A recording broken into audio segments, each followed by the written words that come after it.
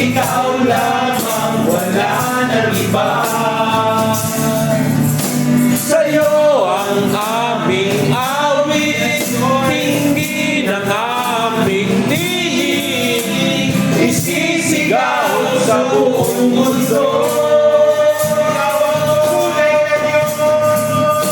Ikaw ang tunay na Diyos, ika'y walang katulad.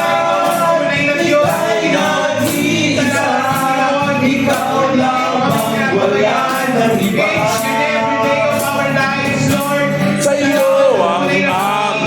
Sa'yo ang aming awit, tingin ang aming tinig, isisigaw sa buong mundo. Ikaw ang tunay na Diyos, ika'y walang katulad.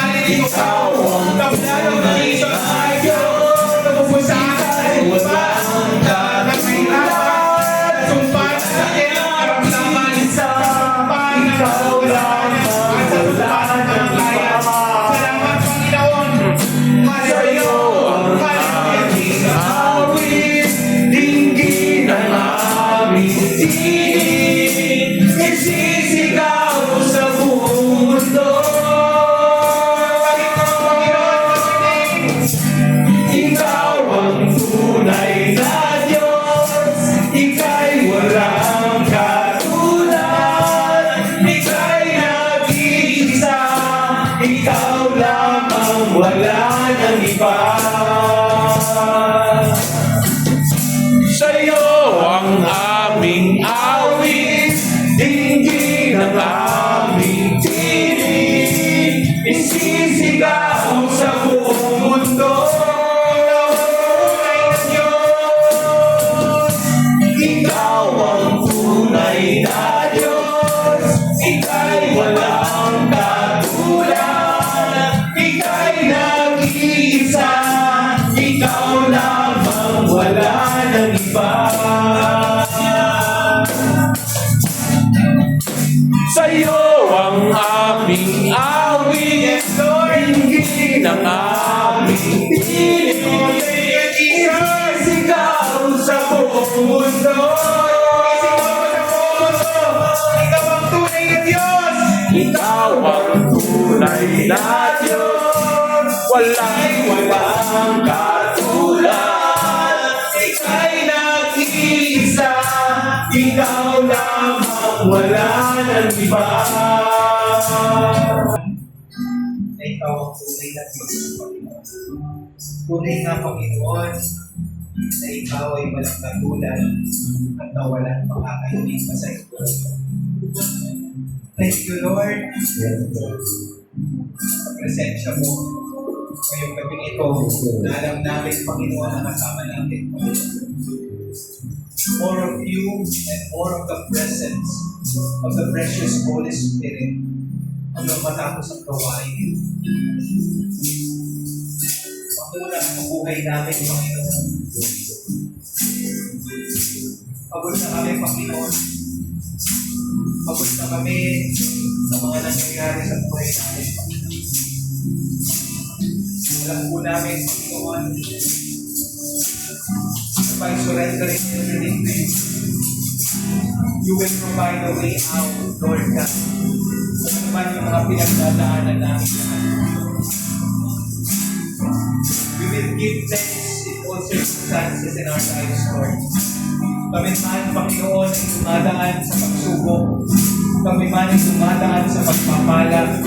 Patuloy kami magpapasalamat sa iyo, Panginoon. Amen. Amen. Hallelujah. Whatever we do, Lord God, kami man ay kumakain, kami man ay naliligo, ano man ang aming ginagawa, Panginoon, we will do it for the glory of God, Lord God. Alam po namin, nakikita po kami, Panginoon. Nakikita po kami sa oras na ito, Panginoon. Kilala mo kami, Panginoon. Wala kaming maitatago sa iyo, Panginoon. Alam mo, Panginoon, kung bakit kami nalulungkot. Alam mo, Panginoon, kung alin ang papasaya sa amin, Panginoon. Alam mo lahat sa amin, Panginoon. Maging ang himla ng loob namin, Panginoon. Bilang dito, alam mo, Panginoon. Muli, welcome po sa ating midweek service dito sa CBF Manila. Pinabati ko po lahat ang nanonood online at ang lahat ng kasama ko po dito sa ating church. So, bago po tayo magsimula, manalangin po tayo sa ating Panginoon. Lord, maraming salamat po muli sa pagkakataon na ito na kami ay nagkasipon-tipon upang makinig ng iyong salita. Yes, Salamat din, Lord, sa privilege na binigay mo sa inyong lingkod upang makapag-share sa inyong salita. Amen. Malutin mo ako, Lord God, ng iyong banal na Espiritu na ang presensya mo lamang ang makasama namin ngayon. Ito po ang aming panalangin sa ngalan ni Jesus. Amen. Amen. So, magandang gabi po sa ating lahat. Ang title po ng aking t-shirt ngayon ay Christmas in Our Hearts. So, Pasko na. naman na po ba ang nalalapit na Pasko? So, siguro marami sa atin ngayon ang busy-busy na sa paghahanda sa paparating na Kapaskuhan. Marami sa atin ang shopping na ng mga pangregalo para sa ating mahal sa buhay. Ngunit ano nga ba ang ibig sabihin ng Christmas in our hearts?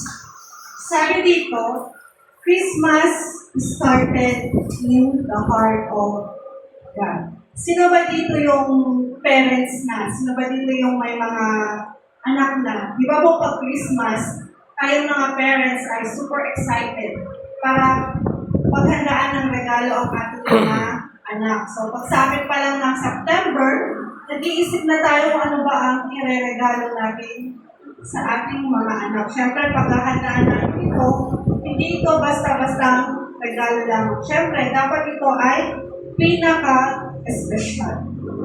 Christmas started in the heart of God.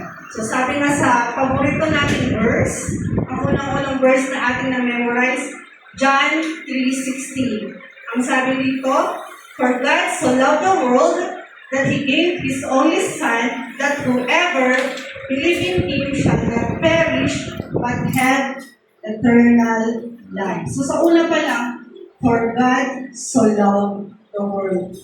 So, ang ibig sabihin nito, ang ating Panginoong Diyos ay naghanda ng pinaka-espesyal na regalo para sa ating lahat. Lalo na ng Panginoon na bigyan tayo ng kakaibang regalo. Hindi ito pagkain, hindi ito bagay, hindi ito nasisira. Ito ay ang kanyang kaisa-isang anak na si Jesus. Amen. Binigyan niya ang kanyang kaisa-isang anak dahil sa pagmamahal niya sa atin. So, ang Diyos ang unang nagmahal sa ating lahat. Hindi tayo ang nag-first move. Amen. Ang Panginoon ang nag-first move sa ating lahat. Parang isang magulang na pinag-ipunan o pinag-isipan ang regalo sa anak. Hindi laruan, hindi pera, pero ang kaisa-isa niyang anak. So, pag dumarating ang Pasko, dapat ang unang-unang pumapasok sa isip natin is yung pagmamahal. Amen. Pagmamahal ng Ama sa kanyang mga anak. Tayo kasi yung mga tao, kapag nasabit na ang Pasko, ang unang pumapasok sa isip natin, ay Pasko na naman, gastos na naman, wala pa akong pambili ng ganito, wala akong pambili ng regalo, wala akong pambili ng handa. Aray ko. Or kaya, sa ating mga matatanda, sinasabi natin na, Oo, yung bus mo, pang bata na lang yan, hindi ko